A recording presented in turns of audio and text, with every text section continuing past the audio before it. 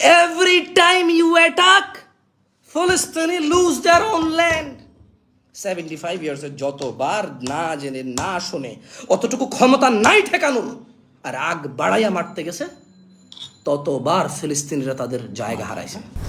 আসসালামু আলাইকুম রহমতুল্লাহি ওয়া বারাকাতুহু। দেশ ও দেশের বাইরে যে আমাদেরকে দেখছেন, আপনাদের সবাইকে স্বাগত জানাচ্ছি আমাদের আজকের আয়োজনে। প্রিয় দর্শক, আমরা আলোচনা করছি ফিলিস্তিন ইস্যুতে প্রতিবাদ বিষয়ে।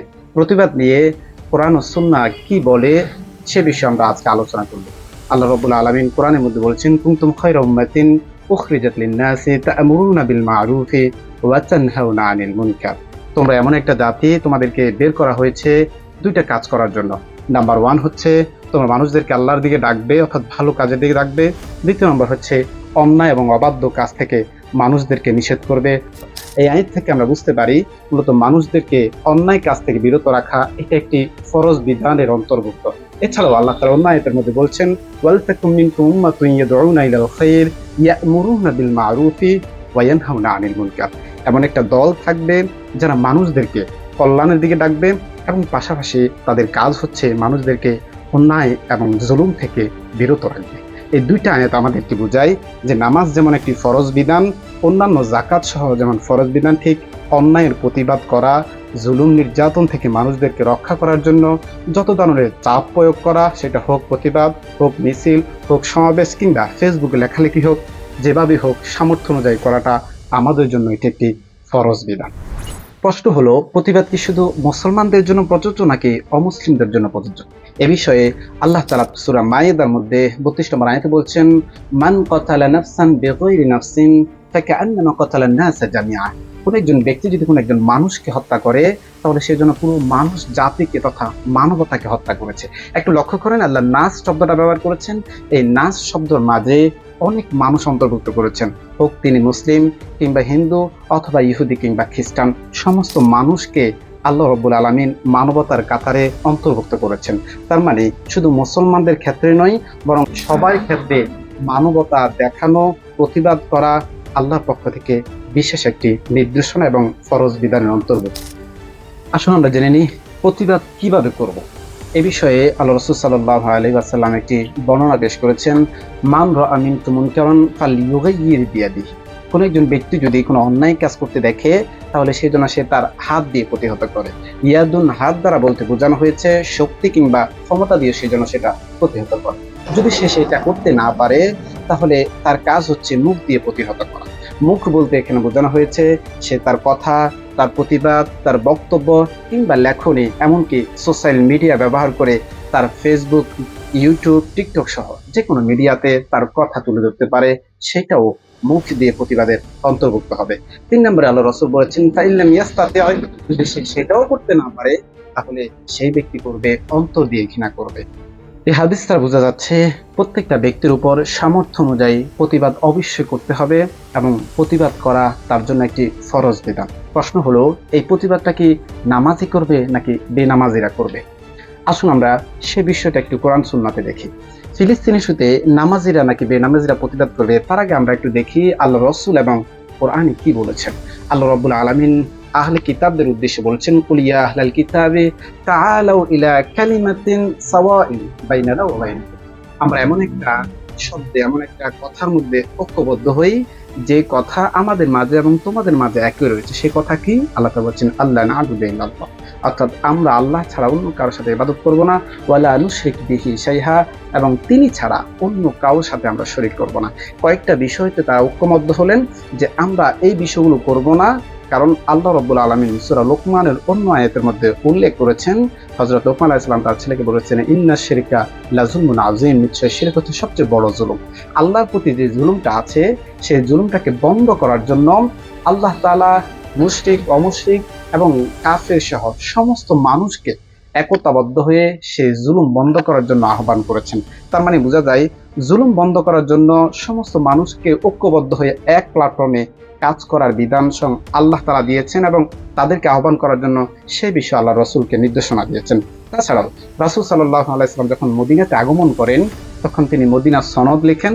সে সনদের মধ্যে তিনি উল্লেখ করেছিলেন যে মদিনাতে যে সমস্ত কাফের ইহুদি গোত্রগুলো ছিল তাদেরকে একটা প্ল্যাটফর্ম করেন এবং এক জায়গায় একত্রিত করে এই বিষয়ে চুক্তিবদ্ধ হয় যে মদিনাতে কেউ যদি অত্যাচার করতে আসে, জুলুম করতে আসে, নির্যাতন করতে আসে, তাহলে সমস্ত মানুষ মুসলিম অমুসলিম ঐক্যবদ্ধ হয়ে সেই জুলুমটা প্রতিহত করবে।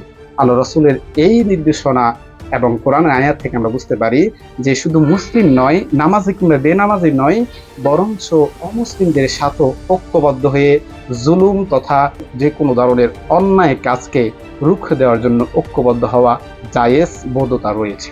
বিশ্বের প্রতিটি জায়গায় এখন এই বিষয়ে বিক্ষোভ তৈরি হচ্ছে, যেমনটা হচ্ছে ইসরায়েলে, ঠিক তেমনটাই সম্প্রতিকালে সবচেয়ে বড় একটি বিক্ষোভ মিছিল রেখেছে আমেরিকা। দেশের নানা প্রান্তে এই বিক্ষোভ মিছিলগুলো প্রচুর পরিমাণে ছড়িয়ে পড়েছে। সুতরাং সেই সমস্ত লোকগুলো কিন্তু এখন এই সময় জুলুম নির্যাতন বন্ধ করার জন্য আমাদের সাথে ঐক্যবদ্ধ হয়ে এক প্ল্যাটফর্মে কাজ করার সুযোগ আছে এবং সেক্ষেত্রে তাদেরকে একতাবদ্ধ করা আমাদেরই কাজ। যে যতই যায় কিছু বলি, তবে একটা প্রশ্ন কিন্তু থেকেই যায়। আমরা কথা বলি, আমরা প্রতিবাদ করি, দিন শেষে সেটা কিন্তু একটা জিহাদেরই নামান্তর হবে। আমরা যে পরিভাষাটা ব্যবহার করি সেটাকে যদি বাস্তবতার দিকে নিরীক্ষে দাঁড়াতে যাই, মানুষ জিহাদ আন্দোলন বা প্রতিবাদ করে তিনটা বিষয়কে সামনে রেখে। নাম্বার ওয়ান হচ্ছে সে মানুষকে দেখানোর জন্য করে, দ্বিতীয় নম্বর হচ্ছে আবেগের বশতী হয়ে কিছুদিন করে, তিন নম্বর হচ্ছে আল্লাহর সন্তুষ্টির জন্য হয়ে করে। যদি আপনার উত্তরটা এমন হয় যে আমি আল্লাহর সন্তুষ্টির জন্য সেটা করি, তাহলে প্রশ্ন থেকে যায় আল্লাহর সন্তুষ্টির জন্য যদি আপনি জীবন দিতে প্রস্তুত হয়ে যান, তাহলে সে আল্লাহ সন্তুষ্টির জন্য নামাজ, রোজা সহ অন্যান্য বিধানগুলো কেন আপনি পালন করতে পারেন? প্রতিবাদ যদি আমরা না করি তাহলে এই বিষয়ে আমাদের ক্ষতি কি হবে সেটা আমরা একটু আলোচনা করি। আল্লাহ রাসূল সাল্লাল্লাহু আলাইহি ওয়াসাল্লাম আবু দাউদের 4338 নম্বর হাদিসে এই বিষয়ে উল্লেখ করেছেন, ইন্নান নাসা রাওযালিমা ফালাম ইয়াখুযু আলা ইয়াদাইহি আওশাকা ইয়াউম্মাহুমুল্লাহু বিইকাবিহি। যদি কোনো ব্যক্তি অন্যায় কাজ দেখে কিন্তু তাকে সে প্রতিহত না করে, তার হাতকে যদি বাধা না দেয়, আশা করা যায় এমন একটা আযাব আসবে যেটা সবাইকে এই আযাবের মধ্যে, শাস্তির মধ্যে অন্তর্ভুক্ত করে নেবে। এই হাদিসের ব্যাখ্যাটা আমরা হযরতে দাউদ আলাইহিস সালাম এবং হযরতে ঈসা আলাইহিস সালামের কাছ থেকে পাই, যেখানে তাদের কওমকে ধ্বংস করার জন্য আল্লাহ তাআলা তাদের মাধ্যমে অভিশাপ দিয়েছিলেন এবং সে বিষয়টা উল্লেখ করেছিলেন আল্লাহ তাআলা সূরা মাইদার 79 নম্বর আয়াতে, যেখানে তারা বলেছিল, অপরাধ করেছিল, কানু লা ইয়াতানাহাউনা, কিন্তু তারা একে অপরকে নিষেধ করেনি, যার কারণে আল্লাহ তাআলা পুরো জাতিকে ধ্বংস করে দিয়েছেন। এছাড়াও একটি ইসরায়েলি রাওয়াতে বর্ণিত হয়েছে যে একজন ফেরেশতাকে আদেশ করা হয়েছিল যে একটি গ্রামকে ধ্বংস করে দেওয়ার জন্য। তিনি বললেন, হে আমার রব, সেখানে তো একজন আপনার বান্দা রয়েছে যিনি আপনার ইবাদত করে। আল্লাহ তাআলা আদেশ দিলেন, তুমি তাকে দিয়ে শুরু করো, কেননা তার আশপাশে অসংখ্য অপরাধ দেখার পরও তার চেহারায় বিন্দুমাত্র বিরক্তি কিংবা ঘৃণা প্রকাশ করেনি। চিন্তা করুন, অপরাধ সে ইবাদত করেছে কিন্তু আশপাশে কোনো ধরনের অপরাধ সংঘটিত হওয়ার পর সে কাজটা প্রতিহত করেনি, একটু প্রতিহতের ভাবও প্রকাশ করেনি, যার কারণে আল্লাহ তাকে দিয়ে শুরু করতে বলেছেন। এছাড়াও আবু দাউদের 4345 নম্বর হাদিসে আল্লাহ রাসূল সাল্লাল্লাহু আলাইহি ওয়াসাল্লাম বর্ণনা করছেন, যখন পৃথিবীতে কোনো গুনাহের কাজ, অপরাধের কাজ সংগঠিত হয়, তখন যে ব্যক্তি তা প্রত্যক্ষ করে কিন্তু সে বিষয়ে সে ঘৃণা প্রকাশ করে, তাহলে মনে হয় যেন সে ব্যক্তি সেখানে উপস্থিত ছিল না। অন্যথায় আর যে ব্যক্তি সেখানে উপস্থিত না থেকেও সে যদি সেটা সন্তুষ্ট থাকে, সমর্থন করে, তাহলে সে এমন ব্যক্তির মতো যে সে কাজ, সে অপরাধটা প্রত্যক্ষ করেছিল, এমনকি সে কাজে সে লিপ্ত ছিল, এমনটাই বোঝানো হবে। সুতরাং আসুন, প্রতিবাদ মুসলমানদের কাজ নয়, এটা প্রত্যেকটা মানুষ জাতির কাজ। যে জাতি জুলুমের বিরুদ্ধে দাঁড়ায় না, তারা এমন একটি সময় জালিমকে যখন ধ্বংস করে দেওয়া হয়, তখন জালিমের সঙ্গে তারাও ধ্বংস হয়ে যায়। সমর্থকরাও, চুপ থাকা লোকেরাও জালিমের সমতুল্য। প্রিয় দর্শক, আজকে এই পর্যন্তই। ভালো থাকুন, সুস্থ থাকুন। প্রতিবাদে অংশ হিসাবে আজকে ভিডিওটা শেয়ার করে আপনি প্রতিবাদে অংশ নিতে পারেন। ভালো থাকুন। আসসালামু আলাইকুম ওয়া রাহমাতুল্লাহি ওয়া বারাকাতুহু।